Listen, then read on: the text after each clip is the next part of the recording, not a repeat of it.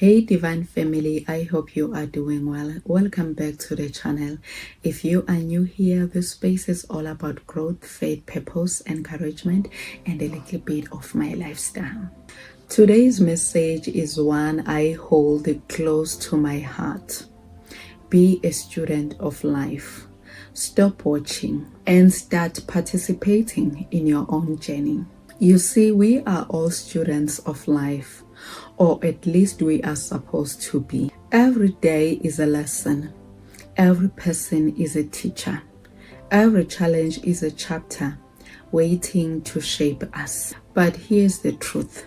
Many people have stopped being students. They have become spectators, just watching life go by. So in this conversation, we will unpack what it really means to be a student of life, how to stay teachable, how to get involved in your own growth, and how to stop waiting for life to happen while others live boldly. To be a student of life means to approach every experience, the good, the painful, the confusing, with curiosity and humility. It means asking, what is this teaching me? Instead of why is this happening to me? In school, students take notes, ask questions, studies, and practices until understanding comes. Life works the same way, but instead of exams and assignments, we get real life tests, disappointment, delay, rejection, and sometimes heartbreak. But remember, the purpose of the test is not to break you. It is to teach you. Every lesson you refuse to learn will repeat itself. That's why some people keep meeting the same people, facing the same problems, and making the same mistakes, because they are not learning from life. They are merely enduring it. The moment you shift your mindset from why me to what can I learn from this, you move from a victim to a student. And that's where transformation begins. Let's talk about spectators. Spectators love watching. They love seeing others achieve, others move, others win, but they rarely take action themselves. In sports, spectators fill the stands, cheering for the players on the field. But when the final whistle blows, the players grow. The players have experience, and the spectators remain the same. Many of us are sitting in the stands of life, clapping for others, while refusing to enter the field of our own calling. We say things like, I wish I could do what she's doing. I'll start when I'm ready. Maybe next year in January. Maybe when I have more time. But the truth is, there's never a perfect time, only a willing heart. The longer you wait, the more life passes by. You start scrolling through other people's journeys instead of participating in your own. You start comparing your behind the scenes with their highlights, forgetting that your purpose is unique. Being a spectator might feel safe, but it's also the fastest way to live a life filled with regrets. You can't grow by watching.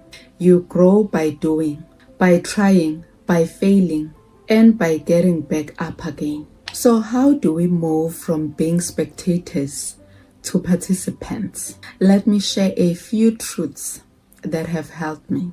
Number one, be diligent with your own growth. Growth does not happen by accident. It happens by intention. Study your own life. Reflect on your own experiences, even the experiences of those gone before you. Read, listen, and learn. Ask God for wisdom. When you receive it, apply it. Diligence means doing your part, showing up even when no one is watching. Don't wait for motivation. Build discipline. Don't wait for perfect conditions. Start with what you have. Number two, learn to reflect, not just react. Every situation has something to teach you. When something does not go your way, pause and ask, what is life trying to teach me here? Reflection turns pain into wisdom. If you never slow down to process your experiences, You will miss golden lessons hidden inside them. Number 3, embrace discomfort. That's where growth lives. The classroom of life is not always comfortable. Sometimes God allows you to be stretched, not to punish you, but to prepare you. Growth and comfort cannot coexist. Every challenge is a teacher in disguise. The more you resist it, the more it stays. But the moment you accept it and learn from it, you elevate. Number 4, participate through faith and action. Faith without action is dead. God gives us opportunities, but we must step into them. You can't keep praying for a harvest while refusing to plant seeds. Being a student of life means being involved spiritually, mentally, emotionally. If God gives you an idea, start. If He gives you a vision, move. If He closes a door, learn from it and keep moving. Keep walking. The beautiful thing about being a student of life is that graduation never ends. You never arrive, you just keep evolving. Even the wisest people are still learning. The strongest leaders are still listening. The most successful people are humble enough to ask questions. So never think you have learned it all. Stay teachable, stay curious, and stay connected to your source. Life will teach you through people, through seasons, through silence, and sometimes through failure. But if your heart is open, every experience becomes a lesson in grace. So my divine family, remember this. You were never created to be a spectator. You were called to be a participant in the miracle of your own becoming. Be a student of life. Take notes. Stay curious. Show up for class. Don't let fear make you sit in the stands when you are meant to play the game. Every moment you live with awareness, you are learning. Every time you take action, you are growing. Every time you trust God in uncertainty, you are advancing to the next level. So today, step into your journey with boldness. Ask, seek, learn, fall, rise, and repeat. Because life is not something that happens to you. It's something that happens through you. Thank you for tuning in to Her Divine Conversations. If this message spoke to your heart, give this video a thumbs up. Share it with someone who needs encouragement. And subscribe for more divine conversations. Until next time, remember, keep learning, keep growing, and most of all, keep showing up for your own life. Stay blessed, family.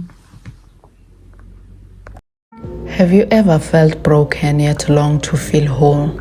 In Fractured Yet Whole, Embracing Strength Through Faith, journey through the raw beauty of imperfection, resilience, and divine restoration.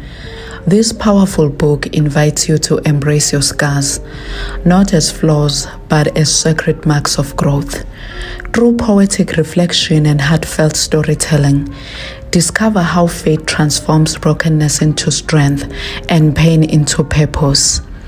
Whether you are navigating storms or standing in stillness, this book reminds you you are beautifully broken yet divinely restored. It's not perfection that makes us impactful. It's the courage to shine through the cracks. Fractured Yet Whole is available now, exclusively as an ebook. The link is in the description below, and if you are not sure, feel free to contact me directly.